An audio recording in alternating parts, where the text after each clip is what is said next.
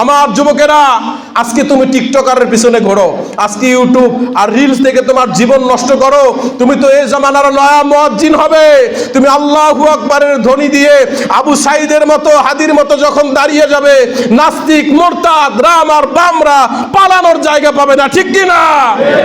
ফিরে আসো কোরআনের দলে, ফিরে আসো আল্লাহর দলে, ফিরে আসো। আল্লাহ পাক রব্বুল আলামিন তোমাদেরকে ডাকতেছে, 5 বেলা রাসূলুল্লাহ সুন্নতের দিকে ডাকতেছে।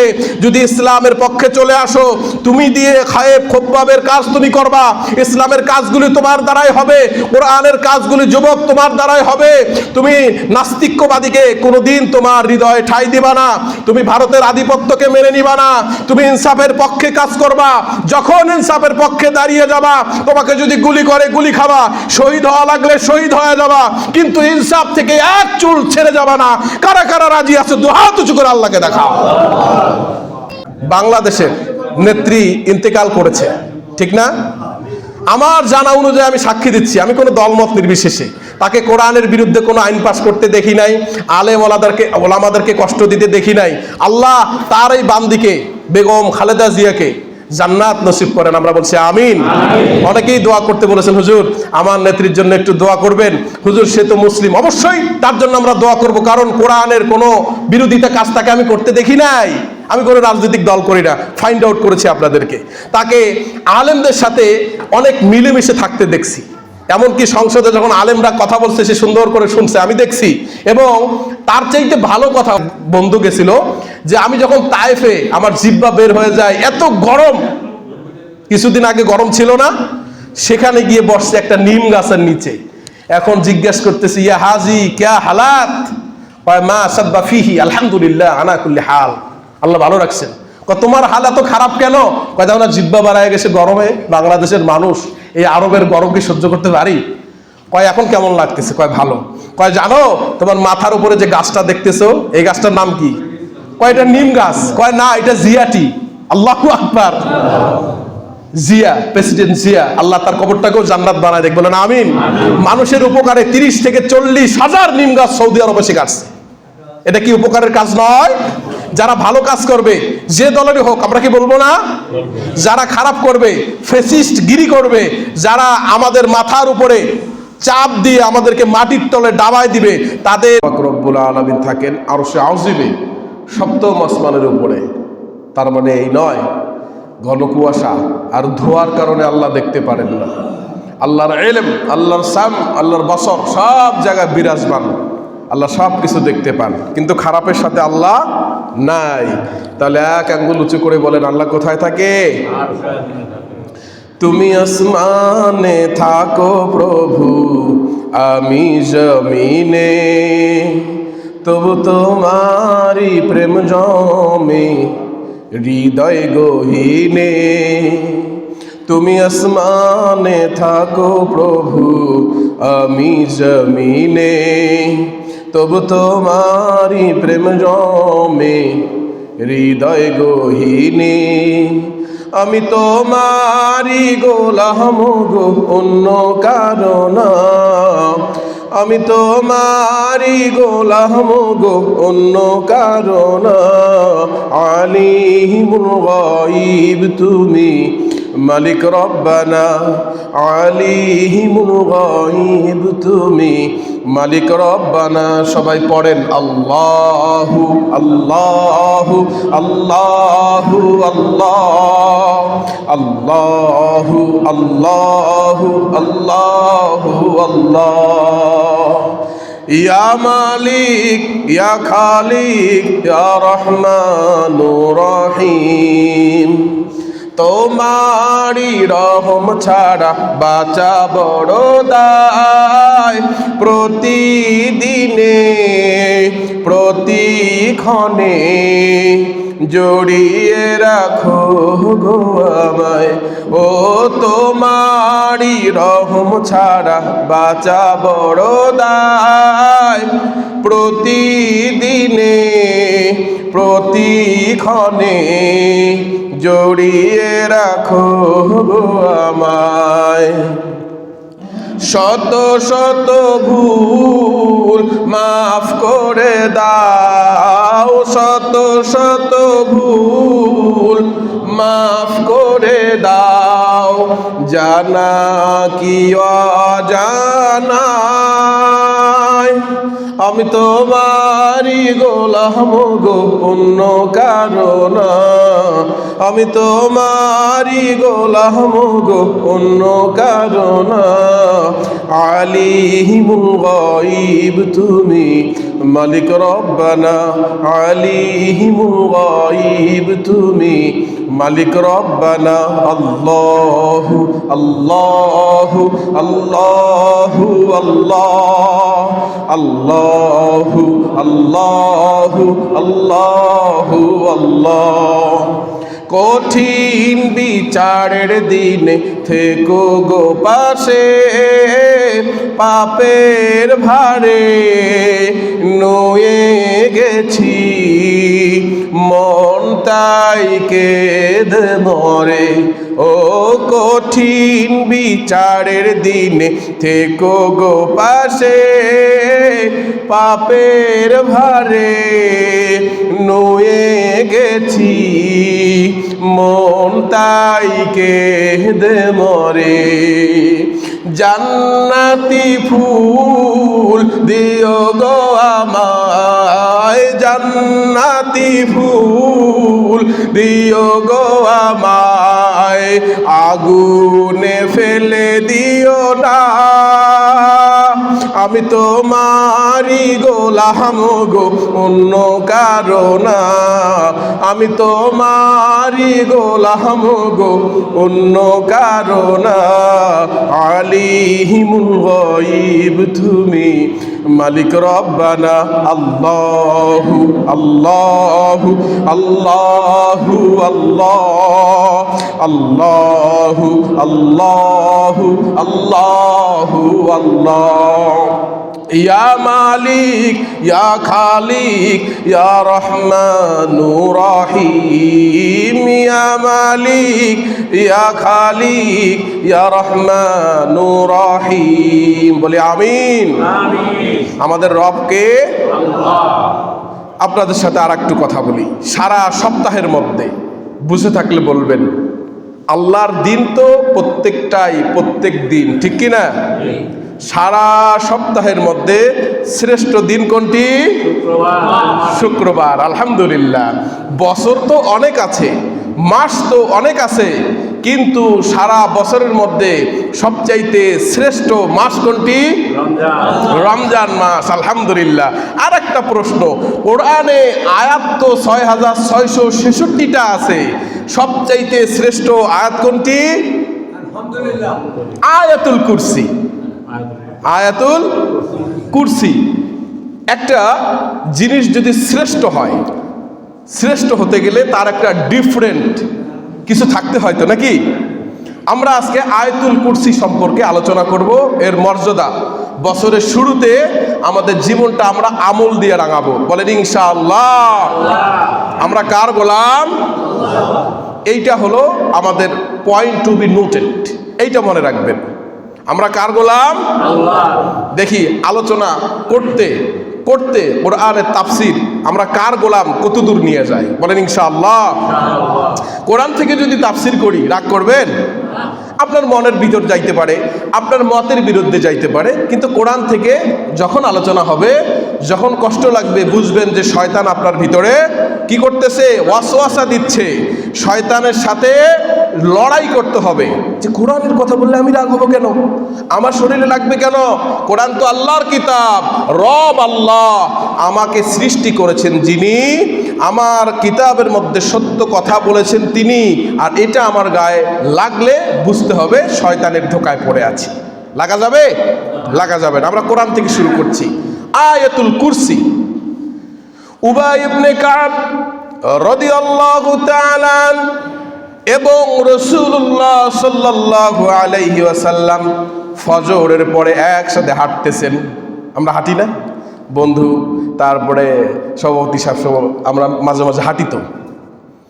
রাসূলুল্লাহ উবাই ইবনে কাবের সাথে ফজরের নামাজের পরে হাঁটতেছেন, এমন তো সময় রাসূলুল্লাহ সাল্লাল্লাহু আলাইহি ওয়াসাল্লাম জিজ্ঞেস করলেন, কাব, ও উবাই ইবনে কাব, বলতে পারবা নাকি কোরআনের মধ্যে সবচেয়ে শ্রেষ্ঠতম আয়াত কোনটা? আমাদেরকে কেউ জিজ্ঞেস করলে আমরা তো এই পারি সেই পারি, যেটা পারি না এটাও কই পারি, ঠিক না? কিন্তু সাহাবীদের একটা তবিয়ত ছিল, তাদের একটা সিস্টেম ছিল, বলতো আল্লাহু ওয়া রাসূলুহু আ'লাম, আল্লাহ এবং আল্লাহ রসুল ভালো জানেন। আল্লাহ রসুল আবার জিজ্ঞেস করলেন কাব বলো, সে বলছে না। রাসূলুল্লাহ সাল্লাল্লাহু আলাইহি ওয়াসাল্লাম অভয় দিলেন, বললেন কাব বলো, আমি তোমার মুখ থেকে শুনতে চাই। বারবার জিজ্ঞাসা করার পরে এবার ইবনে কাব রাদিয়াল্লাহু তাআলা বললেন, ইয়া রাসূলুল্লাহ, ইয়া হাবিবাল্লাহ, কোরআনের মধ্যে সবচাইতে দামি আয়াত হলো আয়াতুল কুরসি। সুবহানাল্লাহ। রাসূলুল্লাহ সাল্লাল্লাহু আলাইহি ওয়াসাল্লাম উবাই ইবনে কাবের বুকের মধ্যে হাত দিলেন, দুইটা আস্তে আস্তে থাপড় দিলেন আর বললেন, কাব রে, আমি তোমার জন্য দোয়া করে দিলাম, আমার উম্মতের মধ্যে সর্বশ্রেষ্ঠ কারি তুমি হয়ে যাবে।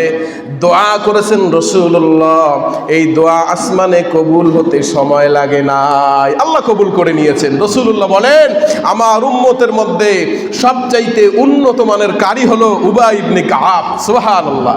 আল্লাহ তাকে কোরআনের জন্য কবুল করেছেন।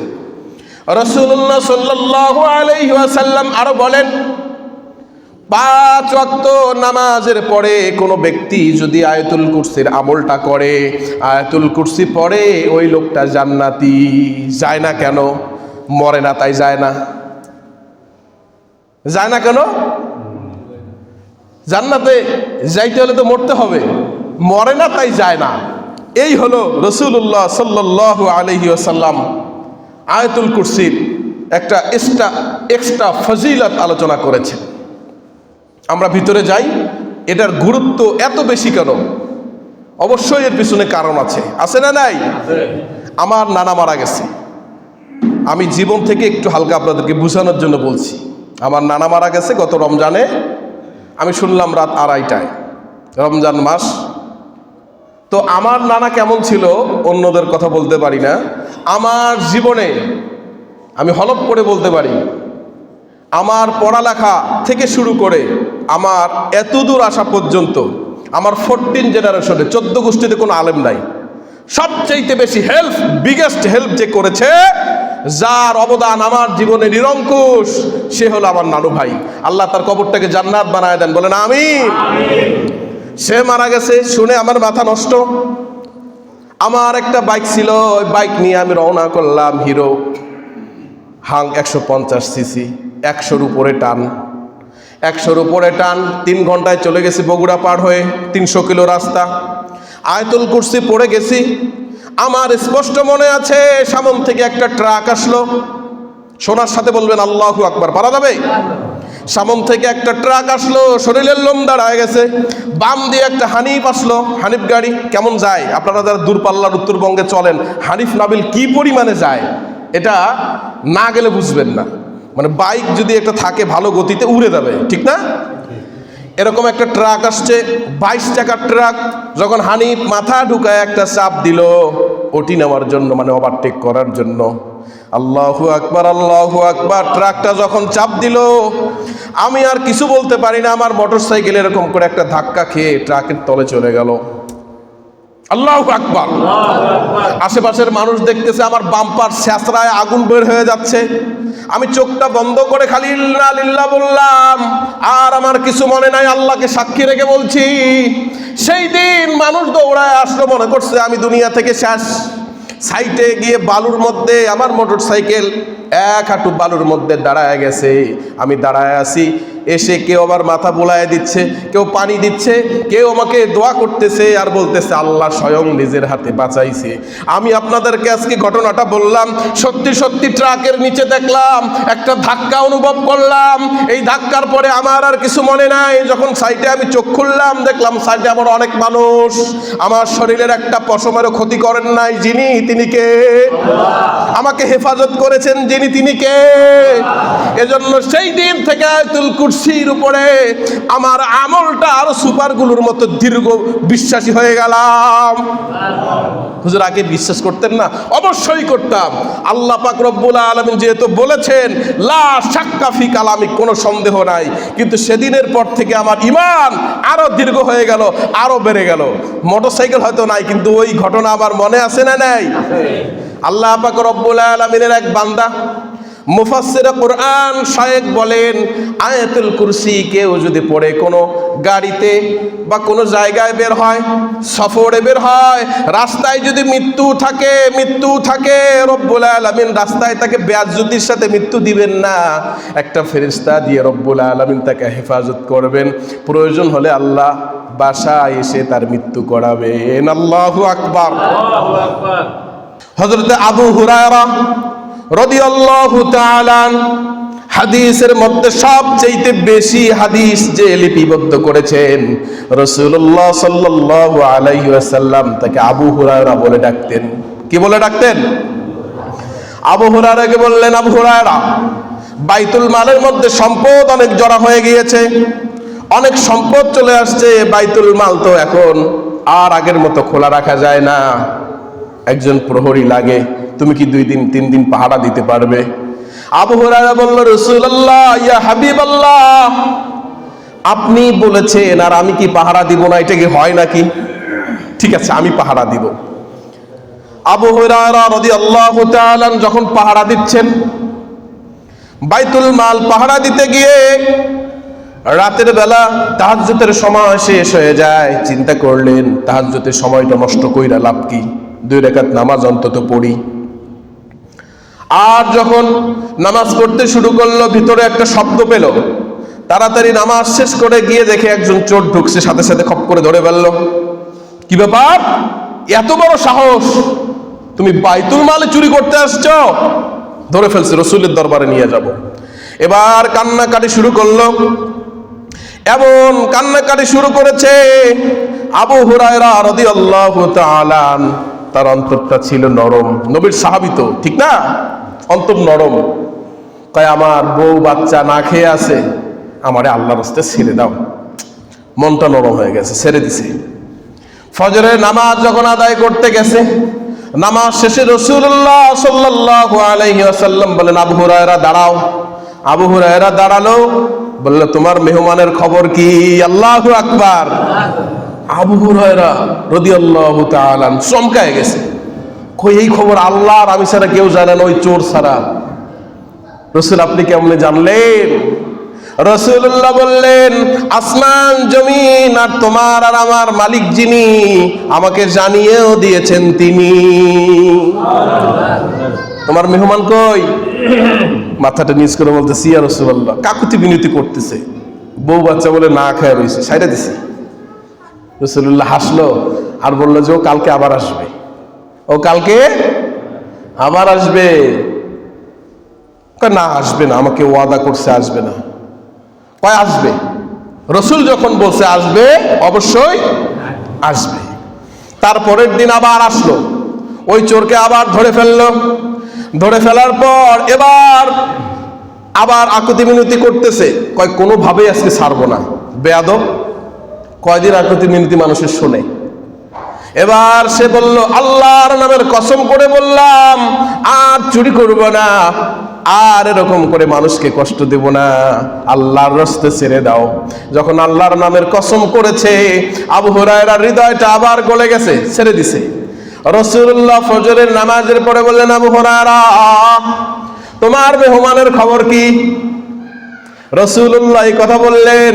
বলার পর আবু হুরায়রা রাদিয়াল্লাহু তাআলা বললেন, ইয়া রাসূলুল্লাহ, ইয়া হাবিবাল্লাহ, ধরছিলাম তো ধরার মতো ধরা, এমন ভাবে ধরছিলাম আর ছাড়বো না, নিয়ত করছি, কিন্তু আল্লাহর নামের কসম করলে যখন হৃদয়টা নরম হয়ে গেল আমার, তখন ছেড়ে দিতে বাধ্য হলাম। তখন সুবহানাল্লাহ বলবেন না? আল্লাহর নামের কসম করছে, ছেড়ে দিছি। তাহলে মুমিনদের হৃদয়ে আল্লাহর কথা বললে শান্ত করে দেয় কে? আল্লাহ। আর কাফের, মুশরিক, মুনাফিক যারা আল্লাহর কথা শুনলে দূরে চলে যায় তারা। গত সপ্তাহে বলছিলাম না, আল্লাহ পাক রব্বুল আলামিন বলছেন, যারা মুনাফিক যারা মুশরিক, আল্লাহর কোরআনের আওয়াজ, আল্লাহু আকবারের ধ্বনি শুনলে তাদের হৃদয়ে কম্পন করে ওঠে। আল্লাহু আকবার, এই ধ্বনি কি কোনো দলের কথা বলতে নাই? এইটা কি কোনো মতের, কোনো ব্যক্তিগত স্লোগান?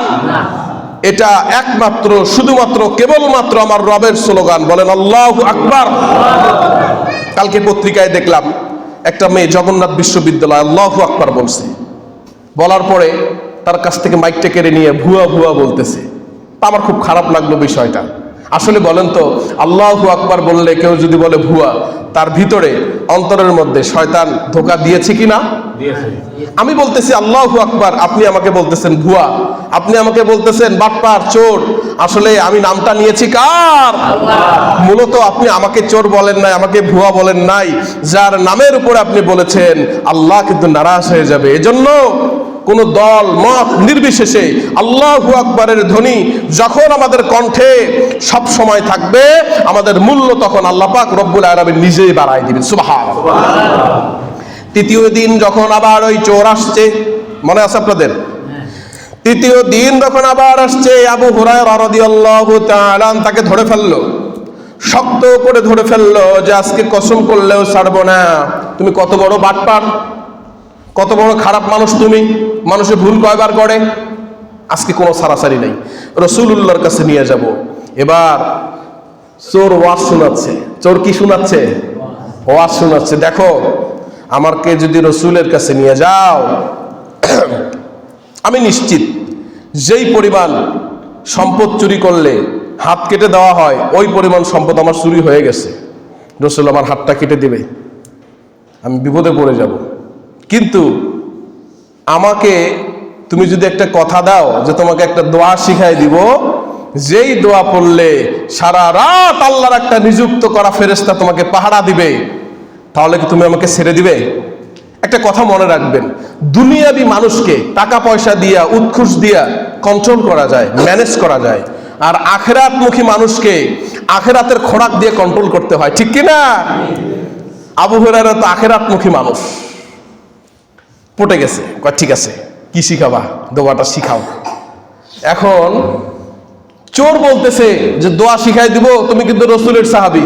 পরে কবা না না, দোয়া শিখাইছো, এখন রাসূলের কাছে চলো, এটা কিন্তু বলতে পারবা না, তুমি কিন্তু রাসূলের সাহাবী, মিথ্যা বলতে পারবা না কিন্তু। কয় ঠিক আছে, দোয়াটা শিখাই দাও, আমি তোমাকে ছেড়ে দিব। দোয়া শিখাই দিল, আল্লাহু লা ইলাহা ইল্লা হুয়াল হাইয়ুল কাইয়্যুম, আয়াতুল কুরসি। এটা কি? আয়াতুল কুরসি শিখাই দিল। আল্লাহু আকবার। আবু হুরায়রা রাদিয়াল্লাহু তাআলা তাকে ছেড়ে দিলেন। রাসূলুল্লাহ ফজরের নামাজের পর আবার জিজ্ঞেস করলেন, আবু হুরায়রা, তোমার মেহমানের খবর কি? আবু হুরায়রা রাদিয়াল্লাহু তাআলা বললেন, ইয়া রাসূলুল্লাহ, ইয়া হাবিবাল্লাহ, এ তো চোর না, এ তো ভালো একজন আলেম, আমার একটা দোয়া শিখাই দিছে। কয় এত ভালো আলেম আবার চুরি করে কেন? জিজ্ঞেস করো নাই? কয় ওটা তার ব্যাপার, কিন্তু আমি তো আমার জিনিস পেয়ে গেছি। কয় কি পাইছো? কয় ইয়া রাসূলুল্লাহ, ইয়া হাবিবাল্লাহ, দেখেন তো চোর তো 50-50, বিশ্বাস হয় আবার হয়ও না, চোরের মুখে ধর্মের নাম, বুঝেন নাই? তো কি বলছে? বলছে আয়াতুল কুরসি যদি কোন আল্লাহর বান্দা এবং বান্দি রাতে পড়ে ঘুমায়, আল্লাহ পাক রব্বুল আলামিনের স্পেশাল একজন ফেরেশতা সারা রাত তাকে পাহারা দেয়। কোন জিন, কোন জাদুটোনা, কোন শয়তান তাকে আক্রমণ করতে পারে না। হেফাজত করে কে? রাসূলুল্লাহ বললেন, তোমাকে সে চরম মিথ্যাবাদী, কিন্তু আজকে যে আমলটা দিয়েছে এটা সত্য বলেছে। সুবহানাল্লাহ। আমলটা যে দিয়েছে এটা সত্য, কিন্তু ও কিন্তু চরম মিথ্যাবাদী। এই 3 দিন যে চোর হয়ে আসছিল তাকে তুমি চিনো? আবু হুরায়রা রাদিয়াল্লাহু বলেন, চোররে আবার কি চিনবো? কয় তার আর একটা পরিচয় আছে, সে হলো মিস্টার ইবলিস। সে কি? মিস্টার ইবলিস। তাহলে আয়াতুল কুরসির আমল আজকে থেকে করব কি করব না? করবো তো ইনশাআল্লাহ। আয়াতুল কুরসির এত গুরুত্ব কেন? কুরসি মানে কি? সাধারণত কুরসি মানে হলো চেয়ার, বুঝছেন? একটু এদিক সেদিক মন গেলে বুঝতে পারবেন না। কুরসি মানে কি? চেয়ার। কিন্তু আয়াতুল কুরসির মধ্যে যেই কুরসির উল্লেখ করা আছে, এটা সাধারণত আমাদের এই চেয়ার না, আল্লাহ পাক রব্বুল আলামিনের পা রাখার জায়গা, তাকে বলা হয় কুরসি। সুবহানাল্লাহ। এটা এটার ডেফিনেশন দিব আমরা, আগে আমরা আস্তে আস্তে বুঝি। মুফাসসিরগণ বলেন আল কুরসিয়্যু মাওদিউ কদামাইহি, আল্লাহর পা রাখার জায়গা কত বড়। শোনো, এর ডেফিনেশন দিতে গেলে বাংলাদেশের মধ্যে নয়, সারা বিশ্বের মধ্যে সবচাইতে বিগেস্ট মরুভূমি হলো সাহারা মরুভূমি। কি মরুভূমি? তাইলে বুঝে আসবে বিষয়টা। এই সাহারা মরুভূমির মধ্যে একটা আংটি পড়ে গেলে, যেমন এই আল্লাহ পাক রব্বুল আলামিনের পা রাখার জায়গা, ওই কুরসির মধ্যে এই আংটি যেমন, এই দুনিয়াটা তেমন। সুবহানাল্লাহ। না, বিষয়টা ক্লিয়ার করি আরো। আমাদের বাংলাদেশের আয়তন কত? 1,47,570 বর্গ কিলোমিটার, ঠিক না? সাহারা মরুভূমির আয়তন হলো 92 লক্ষ বর্গ কিলোমিটার। আল্লাহু আকবার। এখন মনে হয় কিছুটা বুঝে আসছে। তাহলে যদি কনভার্ট করা হয়, বাংলাদেশের চাইতে 60 থেকে 70 গুণ বড় হলো সাহারা মরুভূমি, ঠিক কিনা? এই সাহারা মরুভূমির মধ্যে যদি একটা আংটি পড়ে যায় বা হারিয়ে যায়, এটা যত ক্ষুদ্র, যত পাওয়া মুশকিল, আল্লাহ পাক রব্বুল আলামিনের আরশের নিচে আল্লাহ পাক যেখানে পা রাখেন, কুরসি, এই কুরসিটা দুনিয়ার চাইতে ওই সাহারা মরুভূমির মতো বড়, আর আংটির মতো হলো দুনিয়াটা। আল্লাহু আকবার। এবার বুঝে আসছে? এত বড় আল্লাহ পাক রব্বুল আলামিন তার পা রাখার জায়গা। আমার আল্লাহ কত বড়, আল্লাহ যত বড় হওয়ার দরকার তত বড়, কিন্তু রাসূলুল্লাহ বলেছেন আল্লাহ যে পা রাখে এই জায়গাটাই এত বড়। আর এই দুনিয়ার ক্ষমতার জন্য আমরা কি করি আর কি না করি, ঠিক না? আল্লাহ আমাদের সকলকে দিনের বুঝ দান করুন, বলে আমিন। এই আয়াত নাজিলের প্রেক্ষাপট হচ্ছে ইমাম বাগাবী রাহিমাহুল্লাহ তার তাফসীরে বাগাবীতে লেখেন, নাযালাত হাযিহিল আয়া লাম্মা ক্বালাল ইয়াহুদু রাসূলুল্লাহ, বলেন রাসূলুল্লাহ সাল্লাল্লাহু আলাইহি ওয়াসাল্লামের কাছে কিছু ইহুদি নাসারা আসলো। ইহুদি নাসারা আসার পরে তারা জিজ্ঞেস করলো, ইয়া মুহাম্মদ সিফ লানা রাব্বাক। কথা বুঝতেছেন? ইয়া মুহাম্মদ সিফ লানা রাব্বাক, তোমার আল্লাহর পরিচয় দাও। তোমার আল্লাহ কি খায় না? তোমার আল্লাহ কি ঘুমায় না? আল্লাহ পাক রব্বুল আলামিন ওই সময় শুনলেন রাসূলুল্লাহ চুপ করে আছেন, কারণ রসুল কথা বলেন একজনের হেডকোয়ার্টার থেকে খবর আসলে হেডকোয়ার্টারটা কার? রাসূলুল্লাহ চুপ করে আছেন সাল্লাল্লাহু আলাইহি ওয়াসাল্লাম।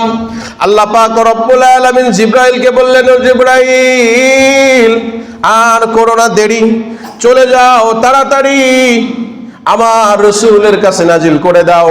নাজিল হয়ে গেল, রাসূলুল্লাহ জানায়ে দিলেন, সবাই আমার সাথে পড়েন, আল্লাহু লা ইলাহা ইল্লা হুয়াল হাইয়ুল কাইয়্যুম লা তাখুযুহু সিনাতু ওয়ালা নাওম।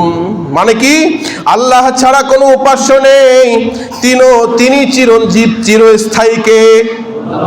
আল্লাহ পাক রব্বুল আলামিনের ঘুম থাকা তো দূরের কথা, তন্দ্রাও নাই, ঝিমুনিও নাই, এই কথা জানিয়ে দিলেন কে? আল্লাহ। এখানেই শেষ না, আল্লাহ পাক রব্বুল আলামিনের আয়াতুল কুরসির মধ্যে একটা নাম রয়েছে, যেই নামটা আল্লাহ সবচেয়ে বেশি প্রিয়। আল্লাহর তো অনেক নাম আছে, 99টা নাম না? আল্লাহু, ইয়া রহমান, ইয়া মালিক, ইয়া কুদ্দুস, ইয়া সালাম, ইয়া জব্বার, ইয়া কাহ্হার, আরো অনেক নাম আছে না? অনেক নাম আছে, কিন্তু এই আল্লাহ নামটার পিছনে আল্লাহ পাক রব্বুল আলামিনের পছন্দের আরো একটা কারণ হচ্ছে, মুফাসসিরগণ বলেন, কোরআনকে যদি জিজ্ঞেস করা হয়, কোরআন আল্লাহ লিখতে কয়টা অক্ষর লাগে? 4টা। এদিক তাকান, আলিফ লাম লাম হা। হাতের মধ্যে আল্লাহর একটা অবয়ব আছে, সুবহানাল্লাহ বলবেন না? আলিফ লাম লাম হা, এখানে 2টা লাম একসাথে থাকে, উপরে তাসদীদ, তাই মনে হয় বোঝা যায় না, কিন্তু 2টা লাম, একটা হা একটা আলিফ, বুঝতেছেন? এখন কোরআনকে বললাম এটা তো আল্লাহু, আল্লাহ, এই আলিফটা কেটে দিলাম, কোরআন বলো তো এই 3টা অক্ষর দিয়ে আমার রবের পরিচয় পাওয়া যাবে কিনা? এবার কোরআন বলতেছে অবশ্যই পাওয়া যাবে।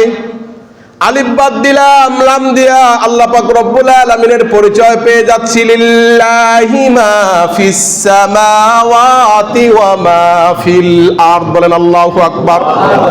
কোরআনকে বললাম আর দুইটা অক্ষর আছে, একটা লাম আর একটা হলো হা।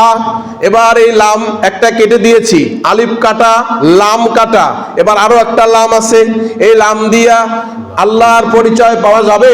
কোরআন বলতেছে অবশ্যই যাবে। কোরআন বলে দিল লাহু মুলকুস সামাওয়াতি ওয়াল আরদ। আল্লাহু আকবার। এবার বললাম আলিফ কেটে দিলাম, লাম কেটে দিলাম, আরো একটা লাম কেটে দিলাম, থাকলো শুধু হা। কি থাকলো? হা। কোরআনকে বললাম একটা অক্ষর দিয়ে কি আবার রবের পরিচয় স্পষ্ট পাওয়া যাবে? কোরআন বলল অবশ্যই অবশ্যই যাবে। সবাই আমার সাথে পড়বেন হু আল্লাহুল্লাযী লা ইলাহা ইল্লাহু আলিমুল গায়বি ওয়াশ শাহাদাহ। বলেন আল্লাহু আকবার। তাহলে ইলাহা কে? কালিমাতুত তাওহীদ বলা হয় ইলাহ, আল্লাহু লা ইলাহা। আয়াতুল কুরসির মধ্যে কালিমাতুত তাওহীদ আছে, আর আমরা যে পড়ি লা ইলাহা ইল্লাল্লাহ মুহাম্মাদুর রাসূলুল্লাহ সাল্লাল্লাহু আলাইহি ওয়াসাল্লাম, এখানে কালিমাতুত তাওহীদ আছে। দুনিয়াতে আমরা আল্লাহ পাককে রব্বুল আলামিনকে বলতেছি আল্লাহ, একমাত্র শুধুমাত্র ইবাদত করি আপনার। কার? আল্লাহ। আপনার ইবাদত করি। আল্লাহ পাক রব্বুল আলামিন বলতেছে সত্যি কি আমার ইবাদত করো? আপনারা কি বলেন? মনে আছে টপিকটা? আমরা ইবাদত করি কার? আল্লাহ। আল্লাহর ইবাদত করি। সম্মানিত ভাইরা আমার, কেউ মন খারাপ করবেন না, এক্সাম্পল দেওয়ার জন্য বলছি। তাফসিরে ফি জিলালিল কোরআন, তাফসিরে কাশরাফি এবং কয়েকটা তাফসির ঘেটে আপনাদের জন্য এই কথা আমি বলতেছি, বানায় বলতেছি না। যে কোন দলের যে কোনো মতের নেতা হতে পারে, রাতের 12টার সময় আপনাকে ডাক দিয়েছে গুলিস্তানে আসতে হবে, বুঝতেছেন? আপনি গুলিস্তানে হাজির। এই ঠান্ডার সময় সকাল 6টায় নেতা ফোন দিয়েছে আসতে হবে কোথায়? নবীনগরে। আপনি হাজির। আবার দুপুরে ফোন দিয়েছে, আপনি ভাত কেবল খাইতে শুরু করছেন, খাবারটা কেবল মুখে দিবেন লোকমাটা। নেতা ফোন দিছে কোথায়? কয় আছি কাশিমপুরে। তাড়াতাড়ি আসো, নেতা বের হবে। যে কোনো, আমি কোনো দলের নাম বলছি না, বোঝাচ্ছি। আপনি খাইতে শুরু করলেন, গভীর মনোযোগ। খাওয়ার সময় লোকমাটা মুখে দিতে পারেন নাই, নেতা বলল আসতে হবে, চলে গেছেন। আবার আপনার নেতা বলল যাইতে হবে, কোথায়? গাড়ি বের করো, যাবো সিলেটে। কেন? কয় ঘুরতে হবে, কাজ আছে, মিটিং আছে, দলীয় কাজ আছে। এখন বলেন আপনার মসজিদের মধ্যে 4টা হরন দিয়ে ফজরের মধ্যে আপনাকে ডাকলো, আসসালাতু খায়রুম মিনান নাওম, আসসালাতু খায়রুম মিনান নাওম। ঘুমের চাইতে নামাজ ভালো। আপনি কম্বলটা ভালো করে মুড়ি দিয়া বললেন নামাজের চেয়ে ঘুম ভালো, ঘুমাইলেন। আল্লাহর কথা শুনলেন না। এবার জোহরের সময় বলতে হাইয়া আলাস সালাহ, হাইয়া আলাল ফালাহ ডাকতেছে, আপনার খবর নাই। আল্লাহু আকবার, আল্লাহু আকবার, আল্লাহ সবচাইতে বড়। আপনি বলতেছেন আমার কাজ সবচাইতে বড়। জোহরে আপনার খবর নাই, কথা বুঝতেছেন? আসরের সময় আবার আল্লাহু আকবার, মসজিদ থেকে 4টা হরন দিয়ে আপনাকে ডাকতেছে, আপনি বলতেছেন কাজ আমার কাছে বড়। মুয়াজ্জিন বলে আল্লাহ বড়, আল্লাহ বড়, আল্লাহু আকবার, আল্লাহ বড়। আপনি বলতেছেন কাজ বড়। মাগরিবের সময় ডাকলো, আপনি বললেন কাজ বড়। এশার সময় আপনি শুয়ে পড়লেন, আপনার যে কাজ আপনার কাজ করলেন। কিন্তু বলেন তো 5 ওয়াক্ত যে আল্লাহ ডাকলো, এই আল্লাহর ডাকে আপনি সাড়া দিলেন না। তাহলে পরিষ্কার হয়ে গেল, ফাইন্ড আউট করলাম, শনাক্ত করলাম, আপনার নেতা খাবারের সময় লোকমা মুখে দিয়েছেন, ডাক দিয়েছে, আপনি হাজির। 6টা এই ঠান্ডার মধ্যে কিচ্ছু দেখা যায় না, এই কুয়াশার মধ্যে গুলিস্তানে ডাকছে, আপনি হাজির। আপনার নেতা আপনাকে নবীনগরে ডাকছে, আপনি হাজির। 12টার সময় আপনার নেতা আপনাকে সিলেটে যাওয়ার জন্য আমন্ত্রণ করেছে, আপনি রাজি। কিন্তু আল্লাহু আকবার করে আপনাকে 5 ওয়াক্ত ডাকলো। ও আল্লাহর বান্দা, একটা বার মসজিদে আসলেন না। এখন বুঝে থাকলে বলেন আপনি কি আপনার নেতার গোলাম নাকি আল্লাহর গোলাম? কার গোলাম? নেতার কথা যে শুনলেন, আল্লাহর কথা যে শুনলেন না। এজন্য ফিরে আসতে হবে রবের দিকে, কোরআনের দিকে। আল্লাহ আমাদের বোঝার তৌফিক দান করুক, বলেন আমিন। কষ্ট পাইছেন? কষ্ট পাইলে আমার কিছু করার নাই। বলে হুজুর আমাকে ইন্ডিকেট করে বলতেছে। যদি আপনার মুনাফিকে ভাগ থাকে, আপনার ভিতরে যদি শয়তান বাসা বেঁধে থাকে, আপনারাই বলতেছি, সমস্যা কি? ঠিক আছে, কি সমস্যা? কোরআন থেকে বলতেছি, যদি আপনার ভিতরে শয়তানি থাকে আপনাকেই বলতেছি। আল্লাহ ডাকতেছে, আল্লাহু আকবার, আল্লাহ সবচেয়ে বড়, মসজিদ খালি, মসজিদ অভিশাপ দিচ্ছে, আর আমি এই কথা বলতে পারবো না? এই কথা বলতে পারবো না আমি? আপনি নেতাকে বেশি প্রাধান্য দিবেন, দেন, কোনো সমস্যা নাই। আল্লাহকে আগে প্রাধান্য দিতে হবে। আল্লাহর কসম করে বলি, নিজের বাস্তব জীবন থেকে আমি বেশি ওয়াজ করি। আল্লাহর চাইতে বেশি যেই জিনিসটাকে ভালোবাসবেন, আল্লাহর চাইতে কান খুলে শুনে রাখেন, আল্লাহর চাইতে বেশি যাকে মোহাব্বত করবেন, আল্লাহর কসম করে বলি, আল্লাহি তাল্লাহি, রবের কসম করে বলতেছি, ওই জিনিসটা আল্লাহ আপনার কাছ থেকে আগে ছিনিয়ে নেবেন। স্বামী স্ত্রীর ভালোবাসা কত মধুর, এক্সাম্পল দিলে বোঝা যায়। স্বামী স্ত্রীর ভালোবাসা কত মধুর ভালোবাসা, কত আন্ডারস্ট্যান্ডিং, পুক্ত ভালোবাসা। স্বামী বাইরে চলে গেছে, স্ত্রী যদি পরকিয়া করে, কারোর সাথে কথা বলে, ফোনে যদি কারোর সাথে কথা বলে বা কারোর সাথে গিয়ে গল্প করে, স্বামীর সহ্য হয় না, সহ্য হয় না, হয় নাকি? হয় না? আপনি আল্লাহর সাথে আর একজনকে শরীক করতেছেন, আল্লাহর চাইতে বেশি ভালো আপনার স্ত্রীকে বাঁচতেছেন, দেখবেন আপনার স্ত্রী ফুরুত। আল্লাহ মাফ করেন, বলেন আমিন। আপনি আল্লাহর চাইতে আপনার সন্তানকে বেশি ভালোবাসতেছেন। আমি হলফ করে বলতে পারি, বুকে হাত দিয়ে বলতে পারি, সামনে কোরআন আছে, কোরআন ছুঁয়ে বলতে পারি, আল্লাহর চাইতে বেশি যেই জিনিসকে ভালোবাসবেন, আল্লাহ পাক রব্বুল আলামিনের গায়রত মানুষের গায়রতের চাইতে কম না বেশি? আপনার স্বামী স্ত্রী, আপনার স্ত্রী আর একজনের সাথে কথা বলে আপনার ভালো লাগে না, সহ্য হয় না, অনেকে তো বিষ খেয়ে মরে যায়, সুইসাইড করে। কেন? এ কাজ করলি কেন? এই কাপুরুষ, আর একটা বিয়ে করবি? কয় না, আমার স্ত্রী আমার এত ভালোবাসে, এত ভালোবাসে, আর একজনের সাথে কথা কইলো কেন? আছেন এরকম কাপুরুষ? এই বেটা তুই মস্তিষ্ক, আর একটা বিয়ে করবি, চারটা যায় আছে, লাগে আর একটা করবি, লাগে আর একটা করবি, মরস কেন? মরা যাবে না, এই জীবন কার? আল্লাহ। আপনারা হাসেন না বলে পারিও না, যে পেপার পত্রিকায় দেখি স্ত্রীর সাথে ঝগড়া করে পেট্রোল খেয়ে আত্মহত্যা করলো যুবক। স্ত্রীর সাথে ঝগড়া করে ঘরের দরজা লাগায়া ফাঁসিতে ঝুলে পড়ে গেল যুবক। এটা কি আমার মুখের কথা? এটা করা যাবে? আল্লাহ আমাদের কবুল করুক, বলেন আমিন। আপনি দেখেন, আল্লাহ পাক রব্বুল আলামিনের গায়রত আপনার চাইতে অনেক বেশি, আপনার স্ত্রীর চাইতে অনেক বেশি। আপনি আপনার জীবনের চাইতে, নামাজের চাইতে আপনার গাড়িকে বেশি ভালোবাসেন, দেখবেন গাড়ি হারিয়ে গেছে। সন্তানরে বেশি ভালোবাসেন, দেখবেন সন্তান অবাধ্য হয়ে গেছে। ইচ এন্ড এভরিথিং আমি কয়টা বলবো? আল্লাহর চাইতে বেশি যেই জিনিসকে ভালোবাসবেন, প্রাধান্য দিবেন, আল্লাহ ওই জিনিসটাই আপনার জীবন থেকে আউট করে দিবে, এক্সপান্স করে দিবে। লিখে রাখেন, মোবাইল থাকলে ভিডিও করে রাখেন আমার কথাটা। আপনি দলকে বেশি ভালোবাসেন তো আল্লাহর চাইতে বেশি, এমন লাথি মারবে আপনাকে ফুটবলের মতো শটায় ফেলাই দিবে আরেক দিকে। আল্লাহর চাইতে বেশি ভালোবাসা, আল্লাহ তো সহ্য করবেন না, ডিরেক্ট অ্যাকশন নেবেন যিনি, তিনি আমার কে? আল্লাহ। সবকিছু করেন, সবকিছু করেন, কিন্তু ব্যালেন্স করে করেন। বাড়াবাড়ি, সারাসারি কোনোটাই করা যাবে না। ব্যালেন্স পূর্ণ নাম হলো ইসলাম। আল্লাহ পাক রব্বুল আলামিন তার হাবিবকে বলেন, قال لئن اتخذت إلها غيري لأجعلنك من المسجونين।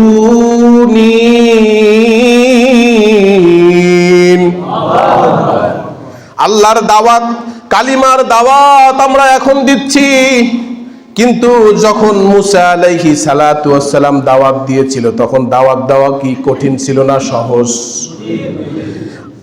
ফেরাউন বলতেছে দাওয়াত দিবা, শুলে চড়াবো, হত্যা করব, একবারে মেরে ফেলবো, ফাঁসি দিব। এরকম যখন ভয় দেখালো, আল্লাহ পাক বললেন, বুঝা থাকলে বইলেন, মুসা আলাইহিস সালাতু ওয়াস সালাম তখন কি আর দাওয়াত দেয় নাই? ঠিক না? বোঝে না? হ্যাঁ, এটা বুঝতে এত সময় লাগলো, তাহলে তাফসীর বুঝবেন না তো। মুসা আলাইহিস সালাতু ওয়াস সালামকে ফেরাউন বলল, লা জাআলান্নাকা মিনাল মাসজুনিন, মাসজুনিন, কারাগারে ঢুকাই দেব, বন্দি করে ফেলবো, হত্যা করে ফেলবো, আর দাওয়াত দিবা না। আমি রব, আমার রব মানো। মুসা আলাইহিস সালাতু ওয়াস সালাম দাওয়াত দিল কার? মুসা আলাইহিস সালাতু ওয়াস সালামের উপরে টর্চার এসেছে, যত রকম নির্যাতন চলে এসছে। তাহলে আমরা ইবাদত করব কার? ভালোবাসবো কাকে? বছরের শুরু 2026 সালের এত ওয়াজ লাগবে না। একটা জিনিস ফাইন্ড আউট করেন, শনাক্ত করেন, মাথার ভিতরে এই অ্যাপসটা ইনস্টল করেন। আমার রব আল্লাহ, আমি আল্লাহ পাক রব্বুল আলামিনকে খুশি করতে গিয়ে দুনিয়ার সবাই যদি বেজার হয় আমার লস নাই। দুনিয়ার সবাই বেজার হলে আমার আল্লাহ যদি খুশি হয় আমার কোনো লস নাই। আমার একমাত্র শুধুমাত্র খুশি করতে হবে আল্লাহকে। আল্লাহ বেজার, দুনিয়ার সব মানুষ খুশি, ওই কাজ করা যাবে? যাবে না। কিন্তু আল্লাহ খুশি, দুনিয়ার সবাই বেজার, ওই কাজ আমাকে করতেই হবে, যেটা আমার আল্লাহ চায় ওই কাজে আমি করব। বলেন ইনশাআল্লাহ। এইটা মনে রাখতে হবে। আল্লাহর চাইতে বেশি কাউকে ভালোবাসবো না, আল্লাহর চাইতে বেশি কাউকে ভালোবাসবো না। সূরাতুল বাকারা 8 নম্বর আয়াতে আল্লাহ পাক বলেন, ওমিনান নাসি মান ইয়াকুলু আমান্না বিল্লাহি ওয়া বিল ইয়াউমিল আখির ওয়া মা হুম বিমুমিনিন। আল্লাহু আকবার। মানুষের মধ্যে এমন আছে যারা বলে আমরা ঈমান এনেছি, আমরা তো তোমাদের সাথে আছি, আমরা তোমাদের সাথে আল্লাহু আকবারের তাকবীর দেই, আমরা তোমাদের সাথে নামাজ পড়ি, একসাথে ইফতারও করি। কিন্তু আল্লাহ বলে না না, ওরা হলো মুনাফিক, ওরা কোনোদিন মুমিন হতে পারে না। কথা কার? আল্লাহ। দেখেন, একই কালিমা পড়েছে আবু বকর সিদ্দিক রাদিয়াল্লাহু তাআলা জান্নাতি, একই কালিমা পড়েছে আব্দুল্লাহ বিন উবাই। এ হলো রইসুল মুনাফিকিন, মানে মুনাফিকের সর্দার। একই কালিমা পড়েছে, কিন্তু দেখেন বিষয়টা, একজন যাবে জাহান্নামে আর একজন জান্নাতের সার্টিফিকেট দুনিয়ায় পেয়েছে। বলেন আল্লাহু আকবার। মিশরের প্রখ্যাত মুফাসসির সাইয়্যিদ কুতুব রাহিমাহুল্লাহ যখন 30 পারা কোরআনের একটা তাফসীর বের করলেন, নাম হলো ফি জিলালিল কোরআন। কি নাম? ফি জিলালিল কোরআন। তৎকালীন সময় ছিল ইংরেজদের মধ্যে, এদের 5টা গোলাম ছিল, তার নাম ছিল জামাল আব্দুল নাসের। এই বাদশা ছিল ইংরেজদের 5টা গোলাম, নাস্তিক মুরতাদদের 5টা গোলাম ছিল।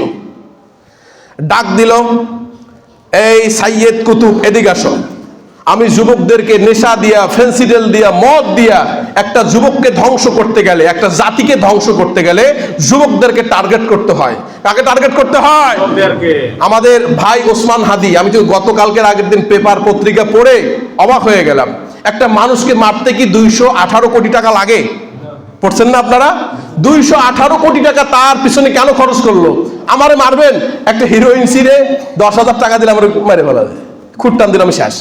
218 কোটি টাকা দিছে, তাহলে বুঝতে হবে বাংলাদেশ না, বাহির থেকে মোরতাদরা, বাইর থেকে কাফের মুশরিকরা বড় ষড়যন্ত্র বাংলাদেশকে নিয়ে করতেছে। ঠিক কি না? আল্লাহ আমাদের ইমানের বলে বলিয়ান হওয়ার তৌফিক দান করুক। বলেন আমিন। এবার যুবকদেরকে ফেন্সিডেল, ইয়াবা, নেশা দিয়ে, তৎকালীন সময় যত নেশা হতে পারে যুবকদেরকে ভুলায় রাখছে। আল্লাহর বান্দা সাইয়্যিদ কুতুব কোরআনের তাফসীর বের করে আলোড়ন সৃষ্টি করলেন, ফি জিলালিল কোরআন। মানুষ তাফসীর পড়ে, যুবকেরা তাফসীর পড়ে আল্লাহর দিকে আসলো। এবার সাইয়্যিদ কুতুবকে ডাক দিল জামাল আব্দুল নাসের, তাকে ডাক দিল যে যদি এই কোরআনের তাফসীর বানচাল না করো, এক্সপান্স না করো, তোমারে হত্যা করব। হত্যা করবেন, করেন। মুমিন একমাত্র ভয় পায় কাকে? আল্লাহকে। ঠিক আছে, আমাকে হত্যা করে দেন, কোনো সমস্যা নাই। এবার ফাঁসির কাস্টে যাওয়ার আগে একজন ইমাম সাহেব এসে নামাজ পড়ায় না? একজন ইমাম সাহেব আসলো, আসার পরে বলল কালিমা পড়েন। এবার আল্লাহর কুতুব বলতেছে কিসের কালিমা পড়ব? কয় লা ইলাহা ইল্লাল্লাহ মুহাম্মাদুর রাসূলুল্লাহ। এবার সাইয়্যিদ কুতুব জিজ্ঞেস করতেছে তুমি কে? কয় আমি এদের বেতনভুক্ত একজন ইমাম, আপনি কালিমা পড়লে আমার একটু উপহার উপঢৌকন দেবে। এবার আল্লাহর বান্দা সাইয়্যিদ কুতুব বলল দূরে যাও, দূরে যাও, সরে যাও, এখান থেকে সরে যাও। একই কালিমার দাওয়াত তুমি দিচ্ছ, তোমাকে উপহার দিচ্ছে, বেতন দিচ্ছে, হালুয়া রুটি খাওয়াচ্ছে।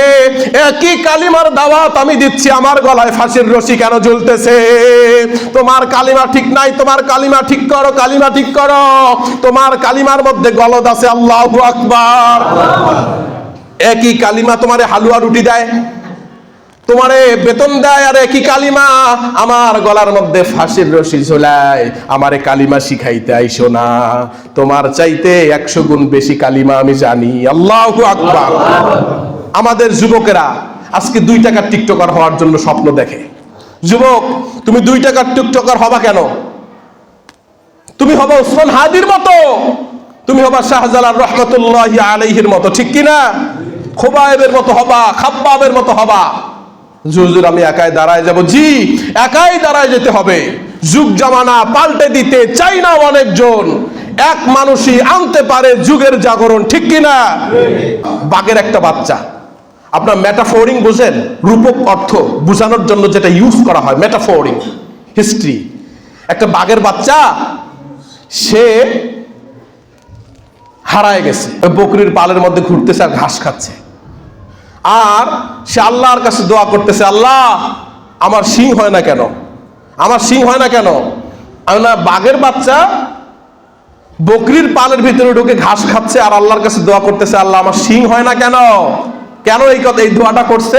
কারণ হচ্ছে যখন দুধ খাইতে যায়, ওরা তো দুধ খায়, ছাগলের 2টা শিং আছে না, ওরা গুঁতে দেয়, ওর মাথার মধ্যে ব্যথা পায়, ও গুঁতে দেয় ব্যথা পায়, ওর মাথায় তো শিং নাই, ওর পেটের মধ্যে গুঁতায় দেয়, খুব আঘাত পায়, হারাই গেছে, ও তো মনে করছে এইটা আমার মা।